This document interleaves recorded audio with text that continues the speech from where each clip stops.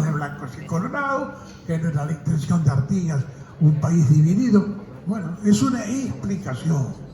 Mi explicación es que no vuelve porque fue un fracaso. No vuelve al fracaso documentado en la Convención Preliminar de Paz. No había mucha conciencia nacional, eso es cierto, eso es cierto. Rivera, por ejemplo, con la Convención Preliminar de Paz, la Argentina pierde la provincia oriental, pierde la provincia de Misiones y, como dijo en su intervención Germán hace un rato, pierde también el Río de la Plata. Es mucha la pérdida, es mucha la pérdida. Nosotros tenemos solamente en la pérdida de la provincia oriental. Del Río de la Plata no hablamos demasiado, pero miren que el Río de la Plata era un río interior, controlado por nosotros, los argentinos que dábamos al río, al norte y al sur. Como hoy actualmente, costa de Buenos Aires y costas uruguayas, Sierra del Río de la Plata. Se dirá que bueno, que como era un estuario, quién sabe si bueno, eso es un problema geográfico y jurídico que no sé. Históricamente el Río de la Plata era una especie de Mare Nostrum, y nosotros lo teníamos controlado y dominado. Eso nos daba prestigio y nos daba poder a los argentinos de la época. Y a los gobiernos de haberlo sabido, que no había gobiernos, era una punta de mandones y de matones que se encaramaban en los centros de poder y desde ahí mandaban. Me refiero a todos los gobiernos desde la Revolución de Mayo en adelante. No sé hasta cuándo, no quiero decir hasta cuándo, porque es un poco peligroso. No lo voy a decir. Cada cual que piense a su manera. Hay noticias actualmente de elecciones que se están produciendo ahora. Entonces, volviendo a lo que decía, se crean mitos. El mito del héroe, que es Artigas. El mito de la provincia frontera. La provincia oriental se independiza porque es provincia frontera. ¿Y por qué la frontera tiene que ser la provincia oriental y no tiene que ser Río Grande del Sur? No sé si ustedes llegan a visualizar lo que es la geografía de la época, pero hay un río que va norte-sur, que es el río Uruguay, a la derecha está el océano Atlántico y abajo el río de la Plata. Hacia el norte, todo hasta que termina ese río Uruguay, esa franja de territorio es la banda oriental. A partir de la mitad, más o menos, la mitad más bien menos, hacia el norte fue conquistada por Portugal y desde ahí hacia el sur por España. Es decir, esa banda oriental territorialmente se divide en dos, al sur y al norte. Al sur es una banda oriental portuguesa, al norte es una banda oriental portuguesa y al sur es una banda oriental española.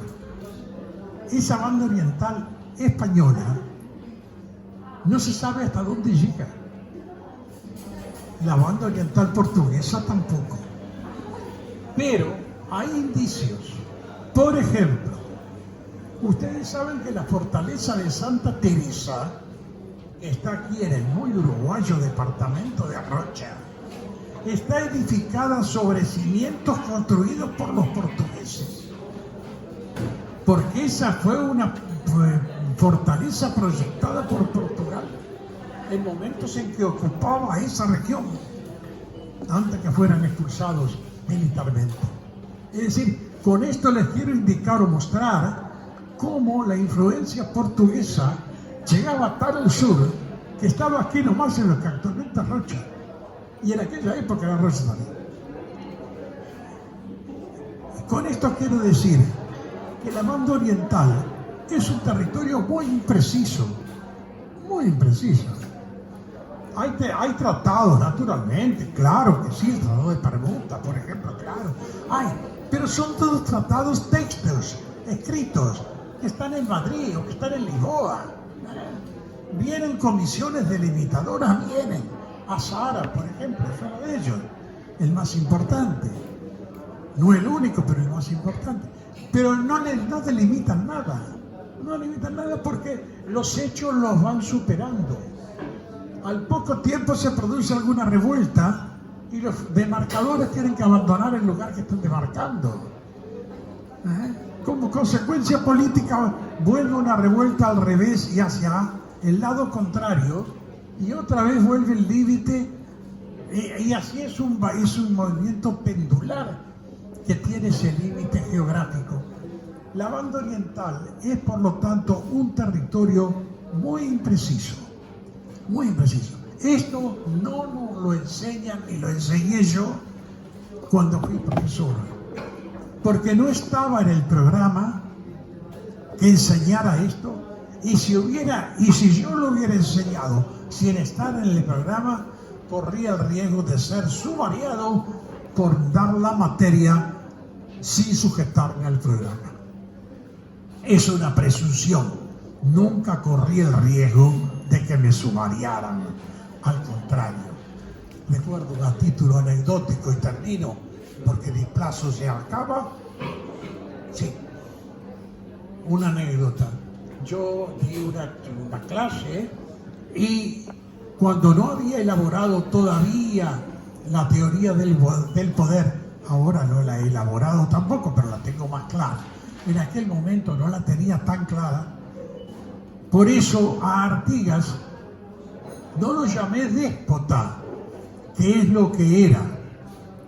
De aquella época a nuestros días se elaboró paulatinamente lo que llamamos la teoría del despotismo asiático, y a partir de la cual yo llegué por analogía a la conclusión de que los caudillos eran del tipo del déspota asiático.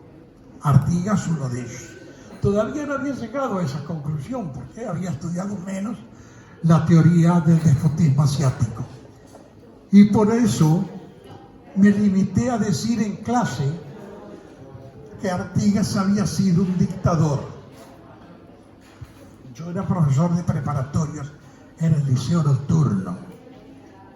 A la mañana, en el diario El País, cuando aparece la crónica de lo discutido o tratado en la sesión del Consejo de Gobierno, es lo que había en el momento, colegial, me encuentro que uno de los consejeros, el Blanco Artagabeitia, le pregunta, en acuerdo de ministro con Urruya, que era el ministro de Instrucción Pública, le pregunta qué sabe de un profesor que en el liceo está tratando a Artigas de dictador. Yo leí eso, y lo confieso, avergonzado. Me agarré un susto terrible. Es que a mí me van a sumariar. Lo que yo voy a ganar es que me sumaré, me suspendan el sueldo. Yo no tenía familia a mi cargo y no estaba para hacerme el loco con la dictadura de Artigas, claro. Y entonces bajé la guardia, me arrugué y se acabó la dictadura de Artigas y dije Artigas demócrata. Y seguí para adelante, partidario del colegiado y partidario del régimen bicameral, y yo qué sé, todos los disparates que se podían decir, documentando que Artigas era un perfecto, se podía decir. Y yo me acuerdo. La anécdota queda en esto, por lo tanto, que yo no tuve el coraje de desafiar el riesgo que corría. Sí, no lo tuve. Hoy en día no lo tendría tampoco. Sería un irresponsable si por eso comprometiera algo que valía más que era mi familia. Valga esta anécdota para decir que la cosa estaba muy congelada. Sigue estando muy congelada. Sigue estando muy congelada. Este libro que ahora publico por segunda edición se agotó en la primera edición y seguramente se va a agotar en esta, pero circula en élites que no están, ¿cómo digamos? No están en el ruido, digamos, no pertenecen a la élite académica, digamos así, universitaria, no se llama también universitaria. Y entonces allí no circula. Es decir, El poder, tema que me preocupa, que puede dar motivo a que estudie esto en un libro próximo. El poder, ¿qué es el poder? ¿Dónde está el poder? ¿Quién lo ejerce el poder? ¿Cuál es la naturaleza del poder? Más complicado todavía. El poder. ¿Por qué viene esto del poder que estaba diciendo?